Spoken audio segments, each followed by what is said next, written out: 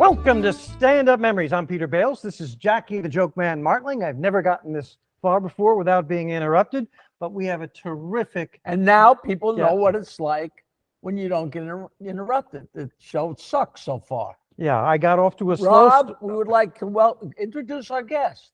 We have a terrific radio personality and comedy booker, knows everything about comedy. I heard he is the king of Buffalo. King of Buffalo, Rob Lederman. Not the animal of town. Right. You know, I was for a while. I started doing stand-up comedy. If it wasn't for you and the previous show you were on, Jackie, I probably wouldn't have gotten into radio. But it was at the time when any DJ was a classic rock jock and Stern was coming into the market. He beat the shit out of the guy. And this guy that had the show at the time was the nicest guy, and he didn't know how to handle it. And I was touring at the time, and they hired me to be the comic. And they were like, can you be the Jackie the Joke Man of the show? And I'm like, I can't. There's no other. There's Jackie the Joke Man, and that's it. I had to do myself. I had to so create my own thing. They brought you on to the radio show as like a sidekick gag man type thing? Yep.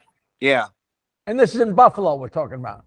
Correct. And so I opened my club in '87, and then I started in '91 at the radio up until maybe 2 years ago. Now, let me ask you, because we started talking a little bit, you know, in the last month or two, whatever. So it wasn't your club that had, I guess we have to say, that had the little person MC? Tommy Stratton, Tom Thumb. There literally was a midget, I little personally person. think that little person is more demeaning than the word midget, but that's just my opinion. But he literally was the MC of a club in Buffalo, right? Yeah. So what he would do is he would come out, and Peter, you worked for me, just so I you did. know. You had little round glasses. I did back in the day. And It was it was where? at theater. It was at it was either at Comics Cafe or it was at the Riviera Theater where we were doing comedy in a movie. Does that ring a bell? Was Angel Salazar on the show? All the time. It might have been Fredonia, but that counts as Buffalo, kind of, doesn't it? Wait a second. Were you at the show in Fredonia? Yeah, that's still very similar. That was a one-off show, and Angel was in the back trunk of a police car. Yes, this is the great. You got to hear this. It's me. It's Angel Salazar. After the show, it was a great show, and we went to a bar, and a lot of the audience, most of the audience, went to the bar, and we had a great time drinking and hanging out with the audience. Angel Salazar is still on stage and having a great time, and then I think at 2 o'clock they closed, and everybody went out on the street. The audience and Angel is still on. He's still performing at 2 o'clock outside, and he goes out into the middle of the street and he mooned the audience. And it was funny. It was appropriate. He was the comedian. And there were police there. And right down the end of the block, I was right there. It was so funny. But a red light starts spinning around, and a cop comes up and arrests Angel Salazar for mooning. That doesn't happen at every comedy show. Well, I don't know if this is now Fredonia folklore, but the cop didn't ever give him a ticket.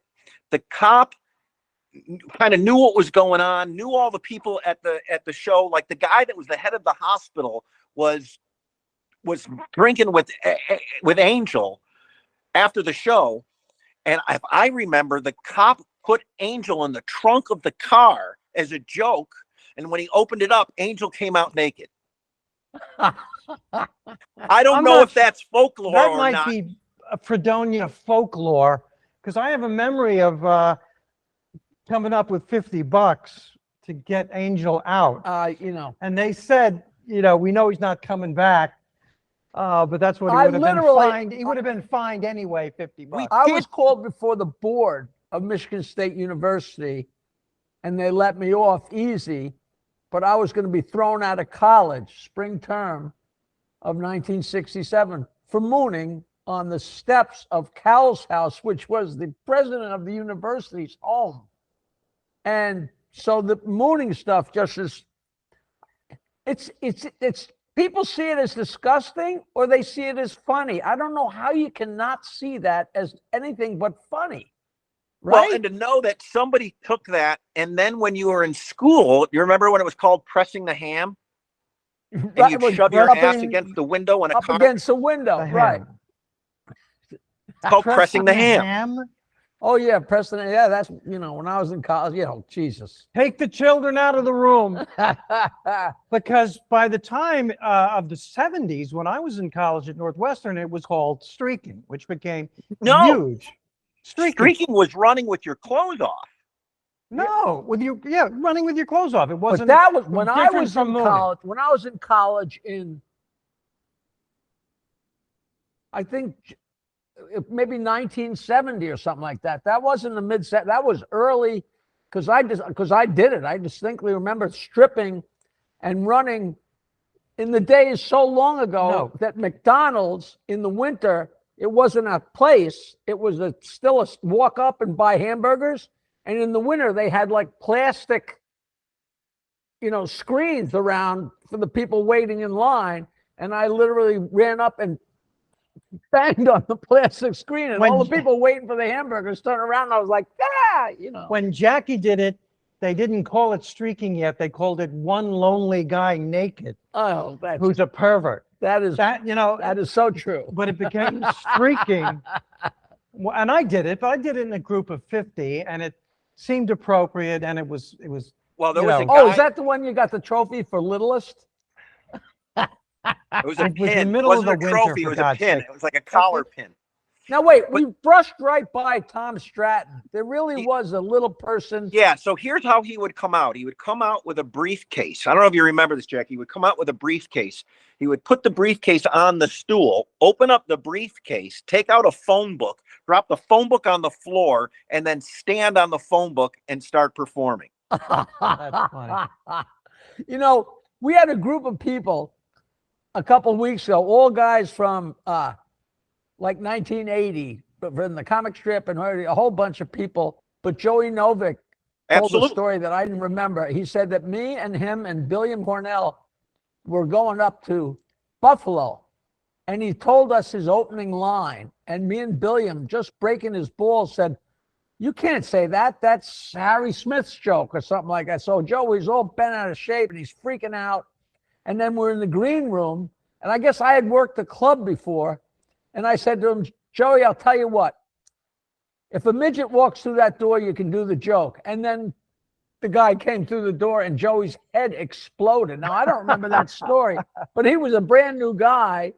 And that's all I can remember at the show is there was a little person MC. That's the only time that's ever happened. But he was a good MC. It sounds like he was a great MC, and he actually ended up becoming a decent cartoonist who had some cartoons in the Buffalo News, but he passed, you know, probably 15, 20 years ago. Wow. That, you know. But that's funny that you remember pictures. That. Do Well, people it's funny have because there are pictures? certain. What was that? Do people have pictures from those days? Oh, yeah. Yeah. But it's funny because you were saying to me when we were talking before this, I was like going through all the names of the people that used to come to my club that were like, do you remember Jeff Weinschmutz? I remember the name Weinschmutz. Somebody introduced me to you, Jackie, when you were doing jokes out of, were you doing like recordings out of your garage or your attic? Yeah, and I had a dial-a-joke that played all, and Rick Dees had it on his show, which was syndicated. So a lot of people heard that long before they heard of me. Well, somewhere I have a mug. Like you had coffee mugs. 922 wine. Yep. Collector's item. They're worth like $3. Well, if I get you to Buffalo and you sign it, I'll get 2, right? Now, as a booker, what do you look for in a comedian? I mean, what is a comedian who does well for you, and what don't you like as a booker? I mean, it's so tough. It's become. Here's where I'm going to sound like a bitter old man. the days of what I used to look for are gone.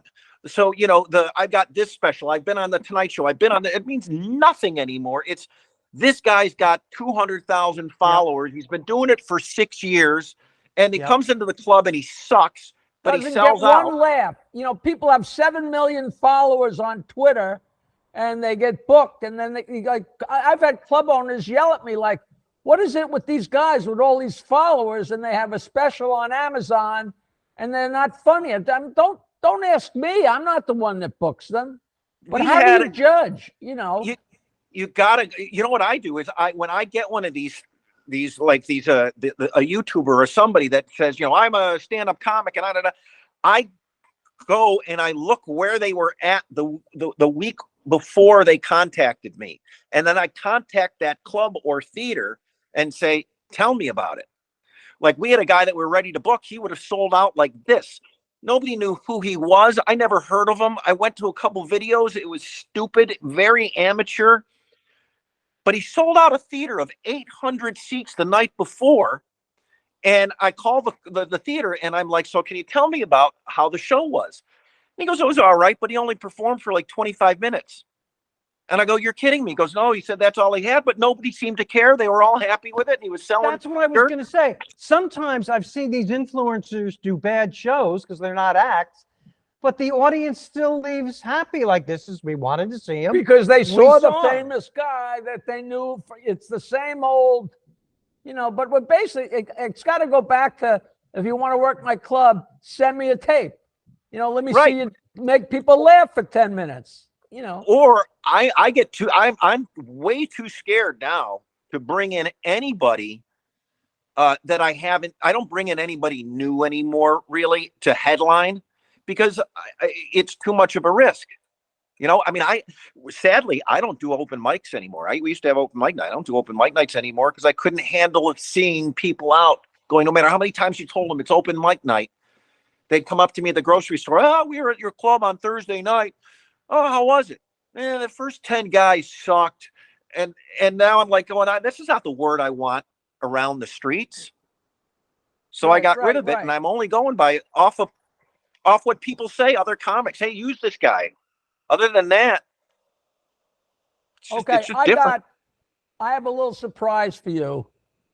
It's actually silly, and it's not really that much for real, but we have an auditioner. Right now, our crew, which by now, we refer to as Are you going to tell me, Michael? We refer to our crew as the I wonder what this button does crew. Okay. And one of our I'm crew on members, that. I figured that out the first half hour, Jackie. the first half hour we were waiting.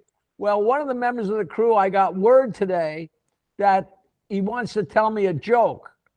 And I thought, what better thing to do than have him tell the joke to a club owner so you can give your honest assessment. And it's absolutely, that's how we feel. It's absolutely unfair because he's not prepared for this. He just wanted to innocently tell me a joke.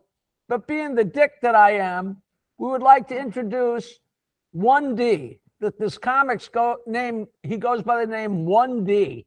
1D? Because his name is Freddie, but he only has 1D in his name. Right. So he calls himself 1D. And we have a microphone here. And is he going to come around in front? Can he stand right behind us? Freddie, why don't you come on? Freddie. 1D. 1D, ladies and gentlemen. And this is an audition for a genuine Big Burke Give him a booker. microphone. No, it's not. But okay. Oh, okay. Here's the first thing, just so you know, before he even tells the joke. He's going to tell us a joke, right? All right, but before he tells the joke, I just want to let him know, as a booker, the first thing I look for is if he's got a cute nickname. There, 1D. That's it. That's half the battle. That's, that there's nothing better than 1D. Maybe the legendary wit. After that, 1D wins, right? Right. Okay. Now, how do we give him? No, I got it. He's got it. Can you hear me? All right. Come on. I can hear you. I'm looking Hold forward to it. Don't be nervous. I'm not nervous. Don't be No, nervous no. because you are 1D. Yeah. Listen, And if we bring Jackie into the place, he definitely needs an opener. So let's see. I got it. Okay, You know, so Bales can't handle it. to preface, I want to say I'm not a comedian, so yeah. Also, I heard this joke online, so yeah. Hopefully So I far, you're remember it. selling it very well. Hopefully I remember it. I don't. Okay. Okay. There's a man that loves trains. So one day he stole a train and he killed 100 people. Later on, he was sentenced to death by the judge. And when he went to electric chair, they asked him, "What do you want to eat for your last meal?" He says, "I just want a banana by itself, nothing else." Um, I Always forgot. worked Okay. well. Well, There do you know better the be joke? more one No, day. there is. Do you know the joke? Not so far. I don't Okay, think all you right. do either. So Do you want he to eats know the what banana. sucks?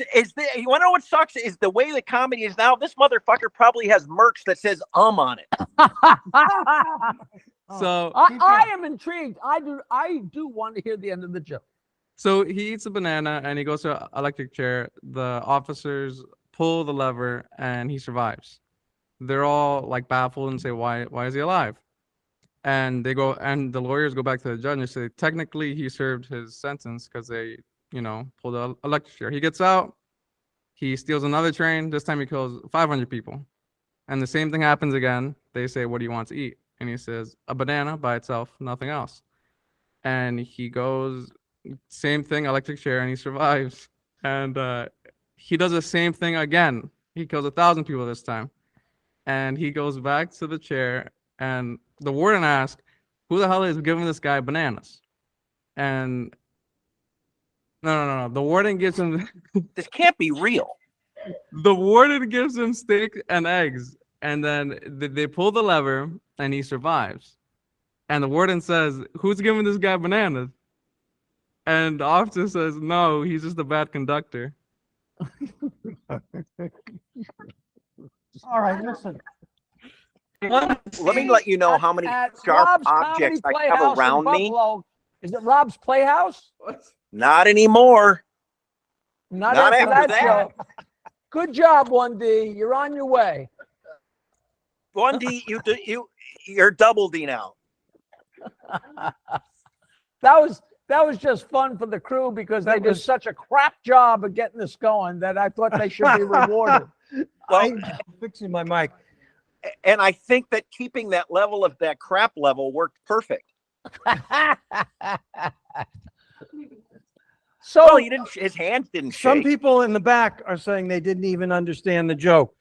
Conduct, the key word is conductor, I think. yeah, all right. We're moving on from 1D. Okay. So did you Talk to say that Otto and George worked up at your place a lot? All the time. In fact, his first 2 CDs were taped at my club. Wow. And I'll tell you, there's a great story, not a great story, but it's a story that'll take up a little more time than that banana joke. We're interviewing on the radio, we're interviewing David Copperfield. You've heard the Otto Copperfield story, right? No. We, so all right, we're interviewing Copperfield and he goes, Rob Lederman. He goes, why do I know the name Rob Lederman? And I go, well, I don't know, comedy club, blah, blah, blah. And he goes, hold on. And he runs away and he gets a CD and he plays it. And it's the very beginning of the CD. And you hear Otto go, Rob Lederman, ladies and gentlemen, how about a hand for Rob Lederman? And David Copperfield was like, I'm the biggest Otto and George fan. I never knew. Wow. So, it's too bad he's not with us because Otto tells the story so well. So he gets hired to work David Copperfield's birthday party. And I asked Copperfield about this, and it was absolutely true. So he gets hired to work his birthday party. Otto shows up at David Copperfield's birthday party. The only people in the room are David Copperfield and Claudia Schiffer.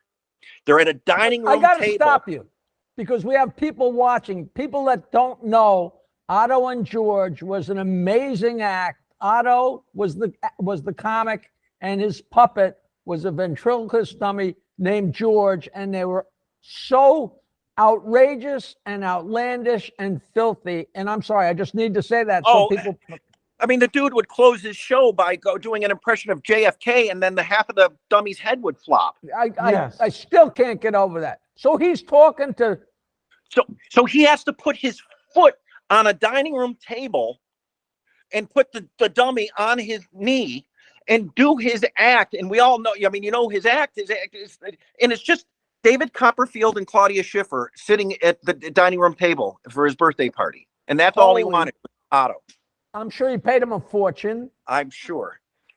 You know, But yeah, Otto and I were, I got started with all those guys like John Fox and Otto and, but you know what's strange to me is Buffalo's a long ways away, and Otto had trouble getting it together just to get to Levittown or get to New Jersey.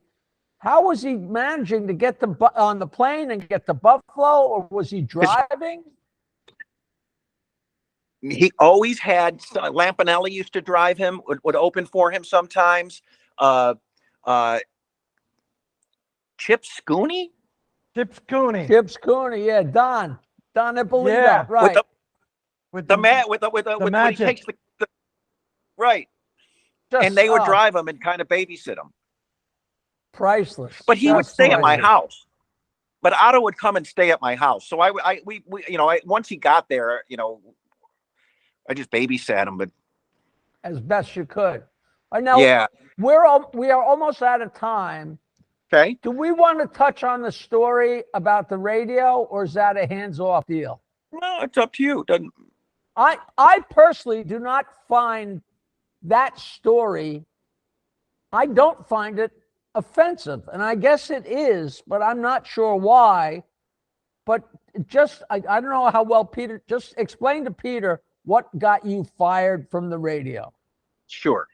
So you've done stand-up and you've made the transition to radio, right? What's 30 some odd years? Yeah. So I started doing stand-up in 84, opened my club in 87, started doing radio in 91, up until maybe 2 years ago. So during COVID, we all had our headphones on and everybody was at their own homes. And so when we were playing a song, you could hear what the person was doing at home, and it would be really loud in your headphones. So hold on. So this incident didn't take place 30 years ago. This took place in the last couple of years. Correct. Yeah. Oh, okay. It was something that I had no idea. It was right at the time when there was all this sensitivity and the comedy was changing, and I was still in the world of when I was a kid going to buy joke books that had, you know, best Polish jokes, best Jewish jokes. Right. So right. I you know, so the one guy, every time we would play a song, he would make rye toast, and it was really, really crunchy and dark. And so I said to our boss in our meetings, because it was super corporate, I go, we hear this guy crunching and it's so loud. It would be funny if the audience heard what we're hearing at home when, you know, okay, great idea. Let's do it. So he's got a stack of toast like this. We're playing a Doobie Brothers song, whatever. And during it, you can hear him. At the end, stupidly, I said to him, did you learn your lesson? You have your toaster set at Serena. You need to bring it back to Halle Berry. That's not even thinking that, you know, the next day, I mean, after the meeting, our boss was like, great show, put it up on the podcast. Nobody thought anything. Then a guy that did not listen to us, who was like 23 years old, started this sending that audio to Halle Berry. Halle Berry then calls me out by name, and the next day I'm a nobody, you know. I mean, I'm in Buffalo, and I got Entertainment Tonight at my house. I got fired the next day. 5 people got fired. The whole morning show, 30 years. That escapes me. That's like saying, hey, look, Halle Berry is more light skinned than Michael Jackson, or before, you know, like, I just don't see the It's foul, corporate fear. the horrible. You weren't being demeaning in any way. It's corporate fear is really what it is. It's it was right off of COVID. So there was no money coming in from concerts, no money coming in from bowling alleys, no money coming in from movies or restaurants or any of that where the classic rock station made its living. So all of a sudden now they can fire 5 people, save a shitload of money. Ah, the bottom line. I mean, and I didn't even get a chance to go on the air and apologize. It just exploded. Did you want to apologize? Would it have been a sincere apology? Because it's how would a person of color hear that joke differently than we would, certainly, right? Absolutely. Yeah. But it wasn't even a joke. It was just kind of like a comment. It's gonna be interesting because when this show runs, I'm sure we'll get some comments, and I'll be interested to see what people think, because it's one thing if the blatant racism or sexism or you could tell a Jewish joke and you could tell a Jewish joke. You know what I mean? You could be real offensive, or you can just be talking with an accent like an old Jewish guy. And at some point, there's got to be. It's not just all. There's got to be gray area, and I think that's in such a, not to make a bad joke, but the light side of the gray area. It's not up to us, really. No. It's Okay. up to Well, you. we will find out. And truthfully, if Peter, I would have liked to apologize because Because you didn't mean anything. Yeah, it was one of a trillion jokes I did over 30 years that I probably, I was ignorant to the power of social media. I didn't understand what was happening. I didn't, Jackie, when you're in radio, there are times where you screw up and you get a chance to talk about it, and it becomes great radio. Right. And Talk flies about it. by and you revisit it and you try and undo it, And I think everybody just got scared. I mean, I got a phone call from the guy that hosts our NBC News here, who I'm friends with. And he goes, "What's going on?" I go, I don't know. Shit's hitting the fan. And he goes, "Well, we're leading at the 5 o'clock news that you're fired." I'm like, "You're kidding me." Jesus. And then they fired me at like 7 That's o'clock. how you found out? Yeah. All right, listen, we are not going to leave off because this show You know what? is We need to basically over, elevate and we're this. not going to leave off on this. So can I? We would I- like. Well, go ahead. I want to. I don't want to end this like this, because then it leaves a bit. So can we end it with? I want to just tell a quick joke. There's this guy that is in an electric chair, and and you'll get to it quicker. I'll get you. I'll get us all in trouble. Did you hear about the Polish guy in the electric chair? They said, "Do you have any last wish?" And he says, "Yeah. Could you please do something to scare me? I got the hiccups." All right. I didn't laugh at that. Listen, that's a great joke. I want to come up tell and that. work. I want to come up and work for you. And now, unfortunately, it looks like I'm going to have to bring bales. Maybe we'll drive up there and make it a road trip, and we'll work Rob's Playhouse, and we'll have a wonderful time. We'll tell Otto stories. And thank you so much for doing the show. Sorry about the hiccups in the beginning. And it was great. It was great to see you in person. Nice to see you too. It was good to see you again, even though it's been probably 30 years. Wow. It was a long time ago that I was there at the mooning episode. That is now Fredonia lore. I'll get the truth out of him. All right. All right, Jackie, I'll be in touch. We'll get a date together. And I certainly hope that that this thing takes off and we all become rich. Great. All right. That's a great dream. Thank you, Rob. We appreciate you. Lederman, all right, thank guys. you so much, man. All right, Peter. Bye-bye. Jackie, it was good to see you. Bye-bye. That was a pretty good episode. A new episode every Wednesday with me, Peter Bales, Jackie the Joke Man Martling, comedians, interesting people. Leave a comment. We'll get what am I saying? I don't know. We're gonna get back to you. We will respond to your comment. StandUpMemories.com. If you go there, it shows all the different Oh, platforms. Spotify, we're on everything. Every Wednesday. Stand Up Memories, Every Wednesday. a new episode.